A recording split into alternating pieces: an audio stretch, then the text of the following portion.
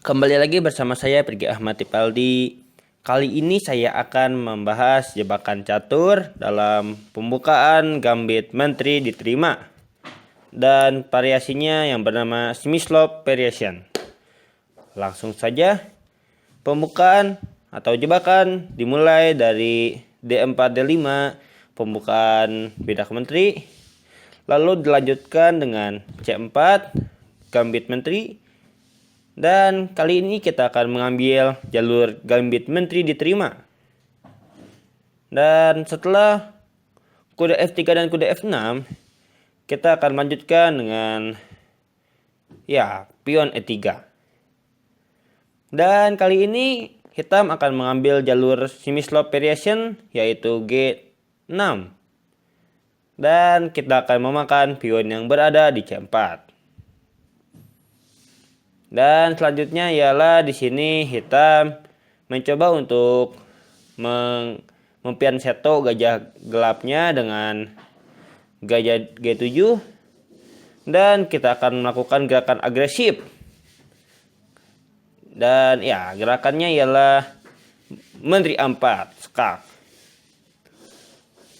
Perlu diingat bahwa ini ialah jebakannya akan sukses apabila pada posisi seperti ini hitam menggerakkan kudanya menuju D7. Yang jelas ialah menggerakkan gajah menuju D7 akan mengakibatkan jebakan menjadi gagal, dan itu sangat tidak disarankan.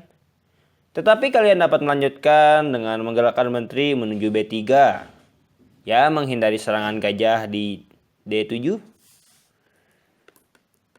Kembali. Lalu setelah menggerakkan kuda menuju D7, di sini putih sudah men-setup suatu jebakan yang sangat fatal. Dan jebakan apakah itu? Kalian dapat mengira-ngira dan menentukan langkah terbaik apa yang dapat dilakukan oleh putih saat ini. Yang jelas, jebakannya sangat mudah dilihat, yaitu gajah kali F7 skak. Sungguh gerakan yang tak terduga. Dan di sini saya sangat menyarankan untuk tidak memakan gajah, karena memakan gajah akan berakibat lebih fatal daripada tidak memakan gajah. Sebagai contoh, apabila kita makan gajah, lalu di sini putih dapat melanjutkan dengan kuda G5 skak, dan tidak ada jawaban yang baik bagi hitam saat ini. Perlu diketahui bahwa satu-satunya gerak yang legal ialah menggerakkan gajahnya menuju petak E8, F8 maupun G8. Dan semuanya serba salah.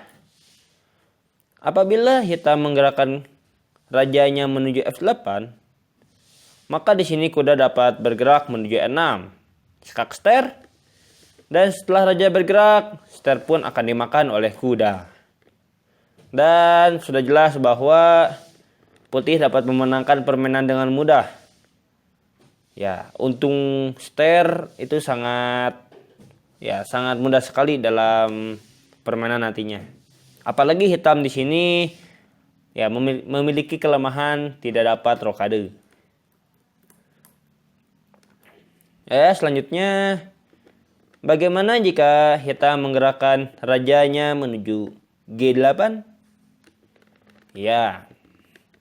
Di sini hitam mencoba untuk menghindari ancaman forking yang akan dilakukan oleh kuda. Tetapi hal itu sama saja, bahkan lebih buruk. Karena di sini putih dapat menggerakkan menterinya menuju C4. Menteri B3 pun sama, perlu diingat. Setelah menteri C4 skak, di sini raja harus bergerak, dan serangan tidak disangka-sangka berada pada petok F7, yaitu Menteri F7 skakmat. Ya, jadi di sini tidak ada jalan yang bagus bagi hitam untuk menghindari skakmat. Tetapi apabila hitam ingin menunda skakmat dengan kuda D5, menteri kali D5 skak, pion E6, menteri kali E6 skak, dan raja F8 dan menteri F7 skakmat. Sama saja. Ya, ujung-ujungnya skakmat juga. Lagi pada posisi seperti ini, bagaimana jika pada posisi seperti ini raja bergerak menuju E8? Ya, sayangnya di sini lagi-lagi kuda putih dapat bergerak menuju E6. Walaupun tidak ada forking, tetapi menteri yang berada di D8 terjebak, tidak dapat bergerak. Ya, jadi pada gerakan selanjutnya putih sangat disarankan memakan menteri yang berada di D8.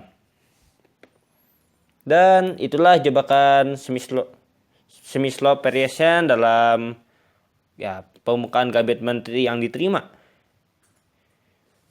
Jadi secara umum bahwa setup jebakan dimulai dari menteri A4. Dan ya, setelah hitam bergerak dengan ceroboh seperti kuda D7, di sini putih dapat memulai jebakannya. Itulah jebakan semi-slow variation. Mohon maaf bila ada kesalahan. Please subscribe-nya dan sampai jumpa.